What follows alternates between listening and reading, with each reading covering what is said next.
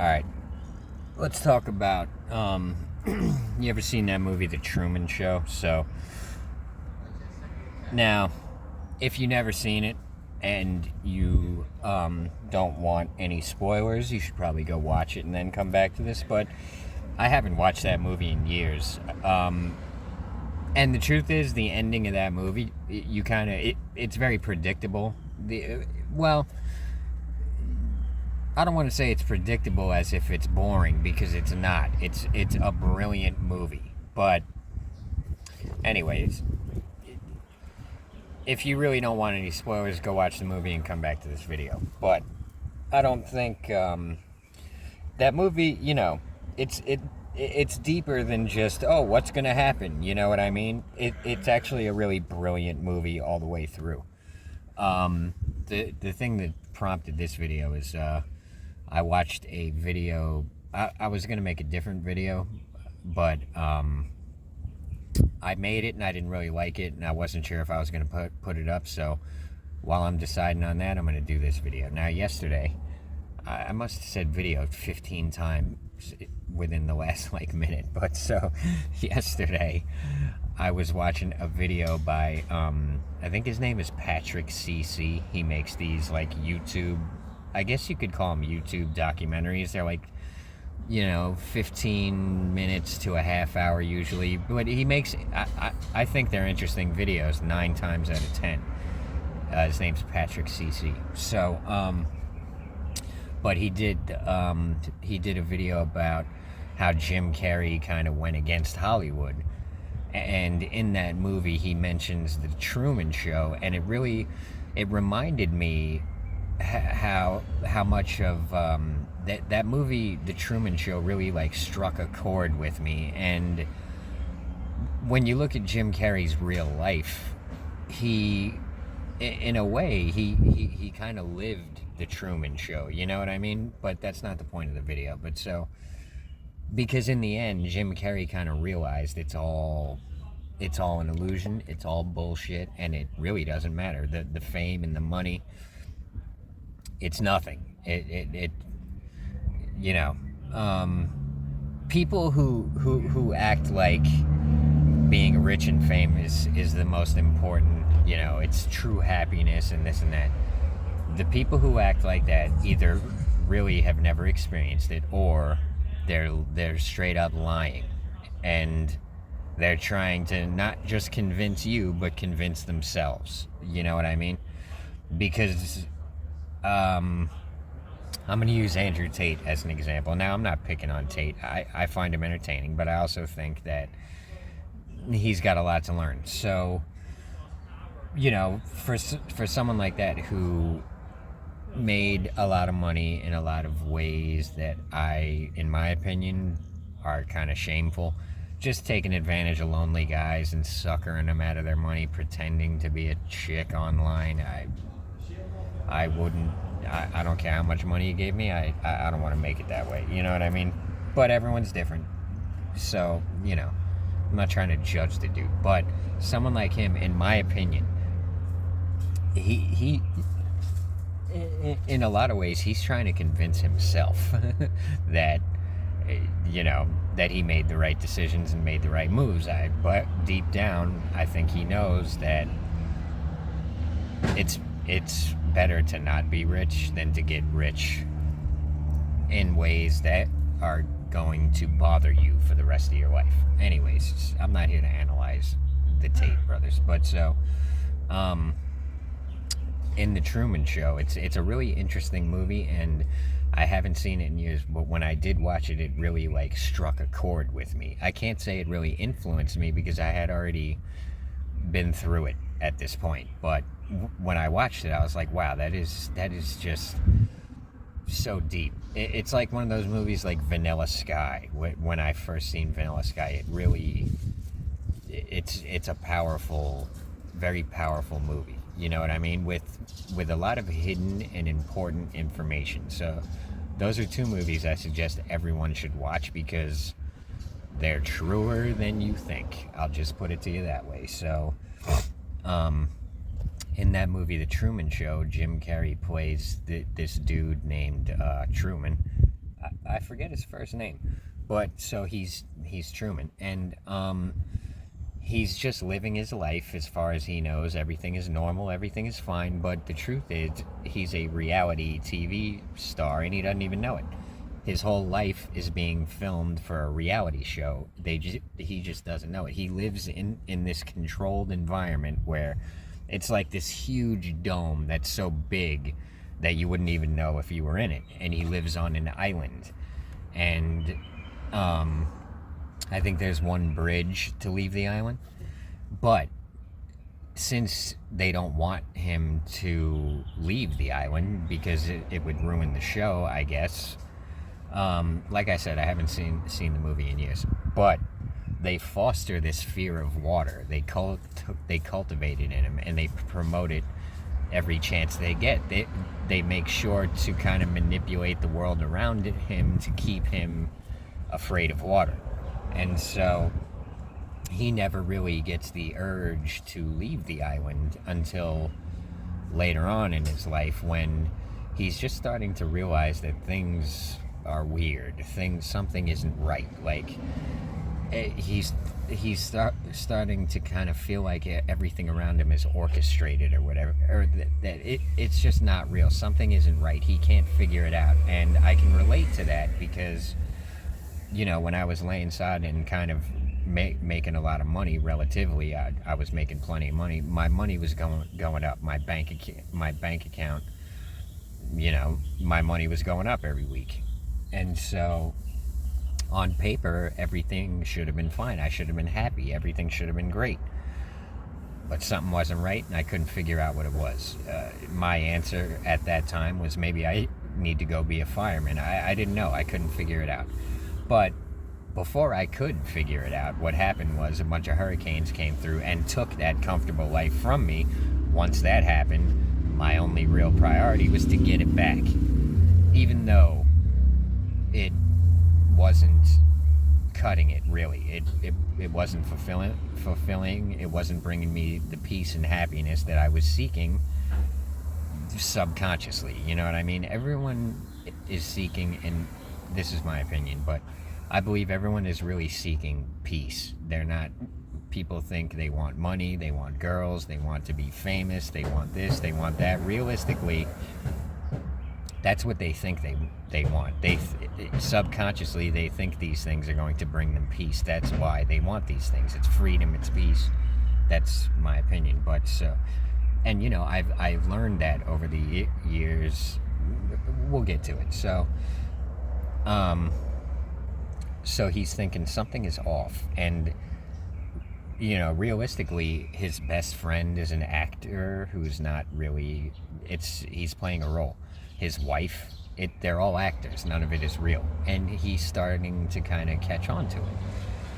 And so all of a sudden, he gets this like urge that he wants to go see outside of the island. So I think he talks his wife into going on some little trip. They're going to cross the bridge and go somewhere else or something. Maybe, I forget what it was. But as they're going across the island, all these disasters start befalling. Like I forget, you know, it's been a while since I've seen the movie, but they orchestrate all these catastrophes that basically lead him to want to go back home, and that's what ends up happening. And at first he's kind of determined. He even makes it to the next landmass, and all of a sudden there's like all these like outbreak people with these like quarantine outfits on and all this shit. Anyways, they scare him back to his island. And so what I was thinking recently is reality in the modern Western world, it is not that much different than that. They've cultivated these, you know, feelings within us all, like fear of poverty and homelessness, for instance, and that keeps a lot of people in line. That's kind of the equivalent of keeping Truman afraid of the water. Now, you know, outwardly they act like, oh, homelessness is this big problem that we just can't solve. We just can't figure it out. They're so full of shit. It makes me so angry because it's like, it's not a hard thing to solve at all. Here's the thing. The reason they can't solve it is because they manufactured it. They need it. They need you to see people eating out of a dumpster or pushing along everything they own in a grocery cart as their clothes are disintegrating on them. They need you to see that to keep you in line. They're keeping that fear within you cultivated. And I gotta say, it's like they control the subconscious mind. I mentioned it in my How to Escape the Matrix video, but they plant all these seeds in your mind that grow into thoughts, that grow into actions, that grow into entire lifetimes. But so their influence is like so powerful, and they're so good at what they do that a lot of people, when they end up homeless, they end up eating out of a dumpster and pushing everything in a cart and their clothes rotting away on them. And in my opinion, the reason they end up that way is because they've had all these seeds planted in their head subconsciously that this is what's going to happen. Because it didn't happen to me. It did for a little while. I was never really pushing everything I owned in a shopping cart or eating out of a dumpster, but it got as difficult for me as my subconscious brain told me it was going to be. But the difference is I did not give into it. I didn't become the charity case victim that the entire scenario was.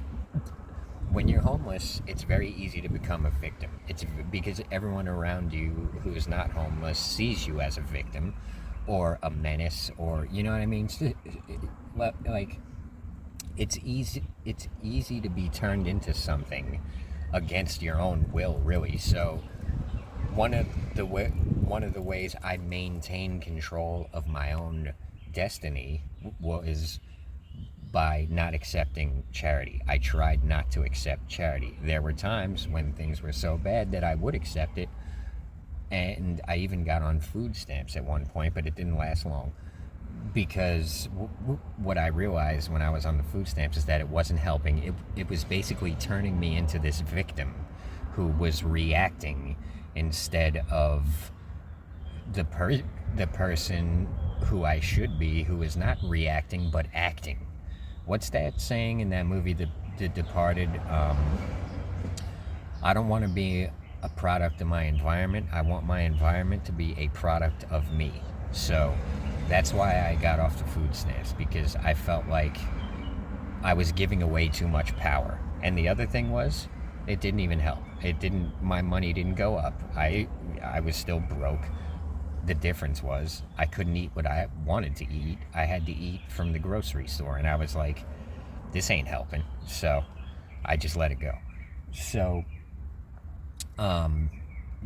so the thing is, they plant all this suggestive shit in your mind, which causes you to manifest these things. So what I saw on the street with a lot of homeless people is they were basically manifesting helplessness, hopelessness. They just, a lot of them just became victims. They didn't try to, do anything really. They just kind of became swept around by the tides and the currents, and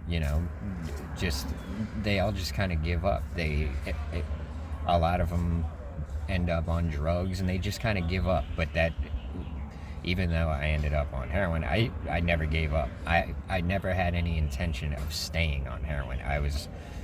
The whole time I was on it, I was trying to get off it. But so my point here is that they're planting all this bullshit in your head and tricking you into manifesting a reality that you are not in control of.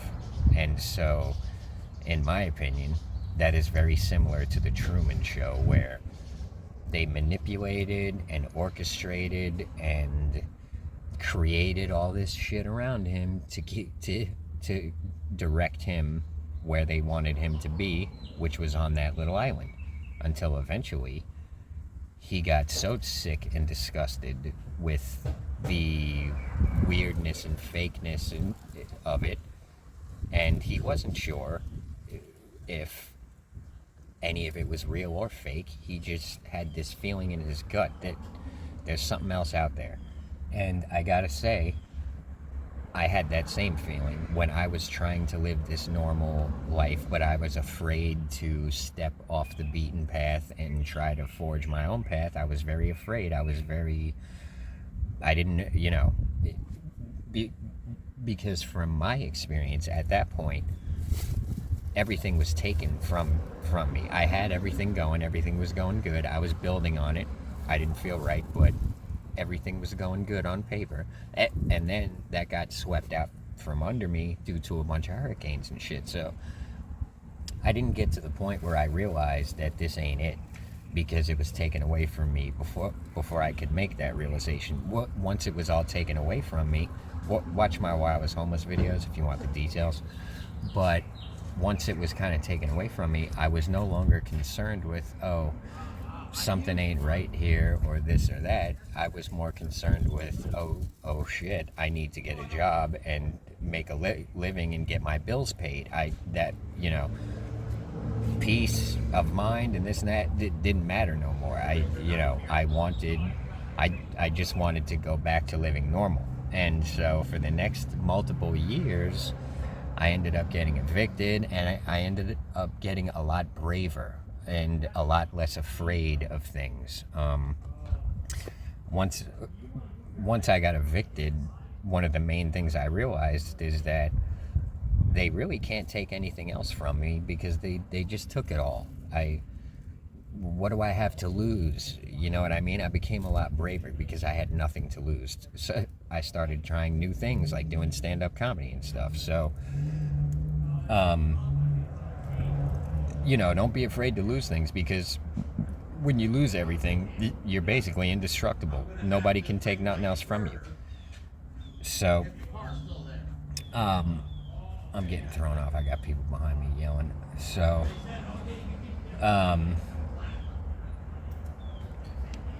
So what ended up happening with me was, for the next few years, I was trying to get that kind of stability back, but I was also there was a part of me that wanted more, that wanted to be a rich and famous celebrity comedian. And so I was thinking, like, oh man, being evicted was a huge blessing, because now I'm shooting for the stars. I'm gonna try to be a rich and famous comedian because I'm good at stand-up, is what I was thinking. Because when I was doing stand-up in the beginning, I was pretty good at it, and so I was thinking, wow, being evicted was a blessing, because now I'm aiming way higher. Now I'm gonna be a rich and famous comedian. So, but I was thinking, I need some stability. I need a day job in an apartment. This way I can start really working on getting rich and famous. And so for the next few years, that was my thing. I was doing stand-up, but I was I was also really trying to get back to having some sort of stability, so that I could focus on being rich and famous. But it just wasn't working out. I was getting very bitter and angry. The universe was not complying. I just wanted a fucking day job so I could pay my bills and do stand-up comedy at night. I was like, is this too much to ask? What the fuck, So, but it ended up being a lot of blessings in disguise, not getting those things. I'll explain it in a second. I don't want this video to be too long.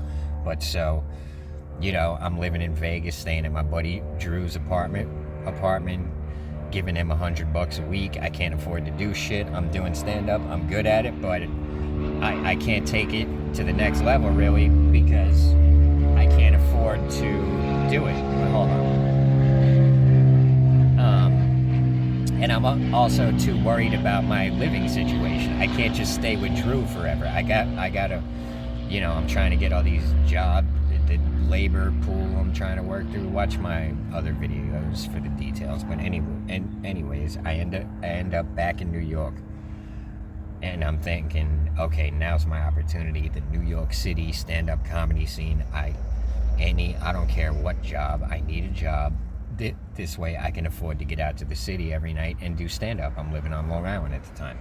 I end up getting a job, but it's some con job where I've got to screw people out of their money, and it ain't sitting right with me. And I'm thinking to myself, you got to be shitting me. This is the only job I can get is where I gotta fucking basically steal money from people. You know what I mean? And even still, it paid so little that I can only get out to do stand-up like once a week. So, I'm sitting here thinking like, I'm really trying to reinsert myself into the matrix at this point and just work a regular job so I can pursue being a celebrity at night. And it's, the universe is not letting me reinsert myself into the matrix. At the time, I was very frustrated and angry at this.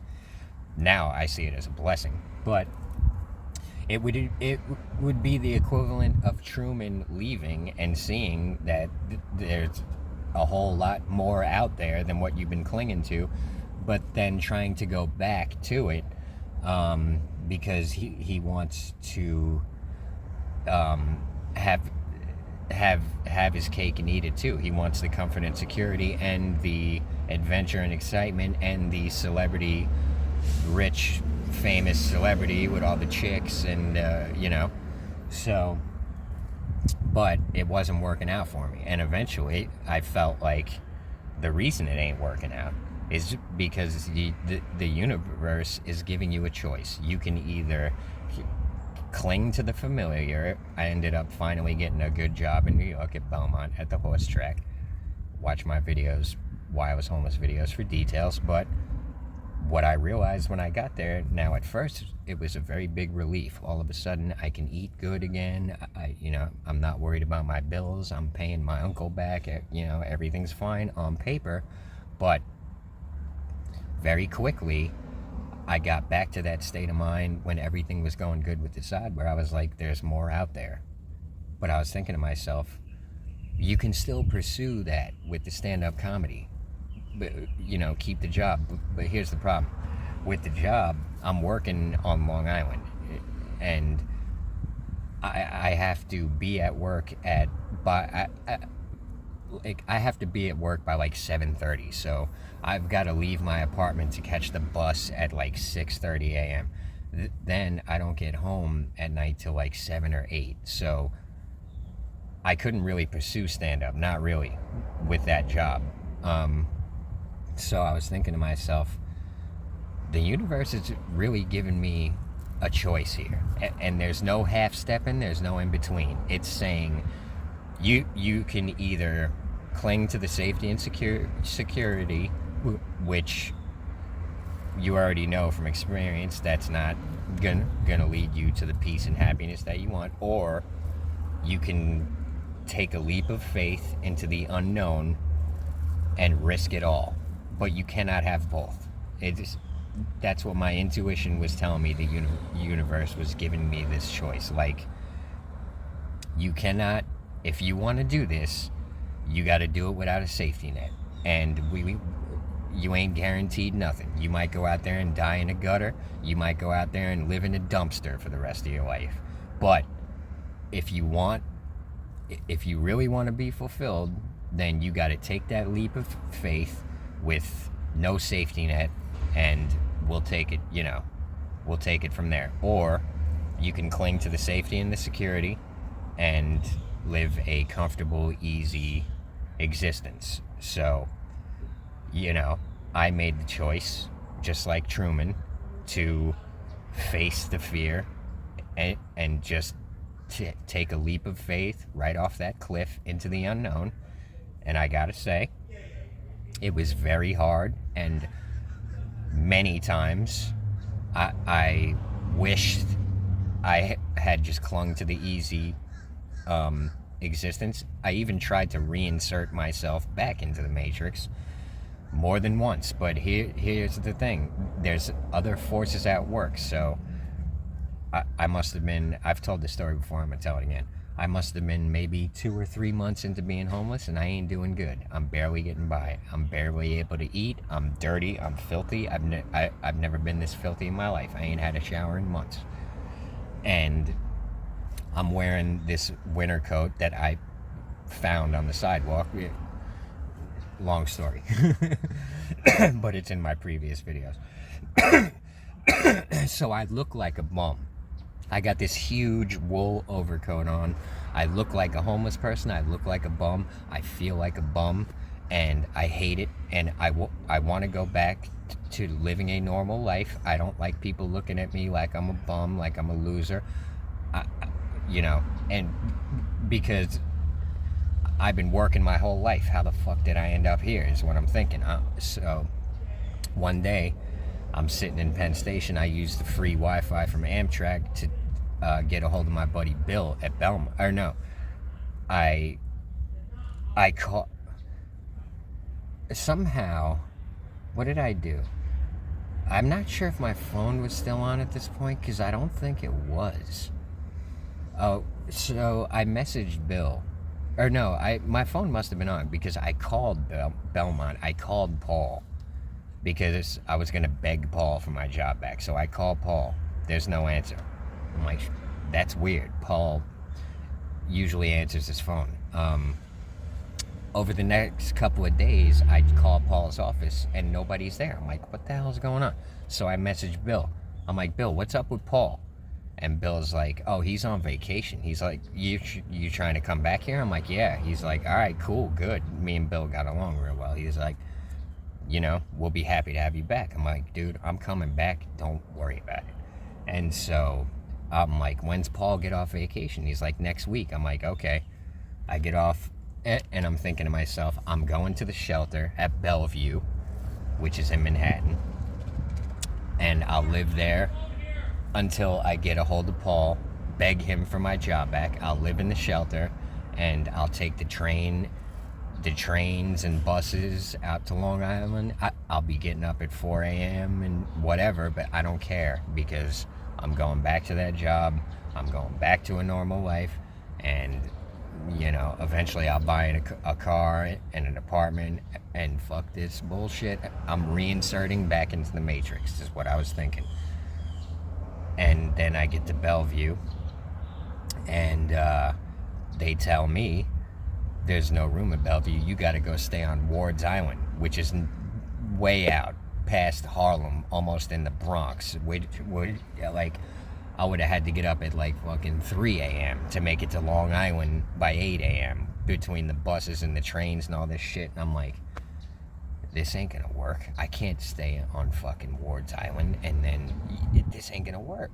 I'm thinking, And so I wake up the next day in the shelter, and I'm like, oh fuck, this is what I gotta do. I gotta go stay at Ward's Island now. And I'll be getting up at 3 a.m. for the next 6 months. But whatever, because I'm not, this homeless shit ain't working. I ain't making no money, this and that. Anyways, I leave Bellevue that morning, and it's a beautiful winter day in New York. The sun is shining, and I got my little free Metro card that they gave me, and I'm like, I could go to Ward's Island and eat the little shelter food they're gonna give me or whatever, or I can go out to the park and try to make money. It's a beautiful day.